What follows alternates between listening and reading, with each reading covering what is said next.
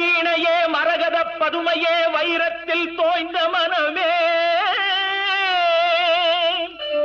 மதங்க மாமுனிவரின் மாதவச் செல்வியே மாதுளம் சிவந்த விழியே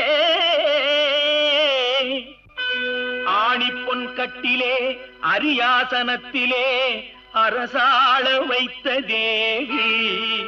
அறியாத நெஞ்சிலே ஓம் எனும் எழுத்திலே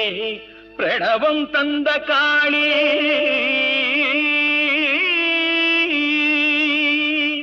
யார் தருவார் இந்த அரியாசனம் யார் தருவார் இந்த அரியாசனம் புதிய அரசோடு எனக்கும் ஒரு சரியாசனம் யார் தருவார் இந்த அரியாசனம்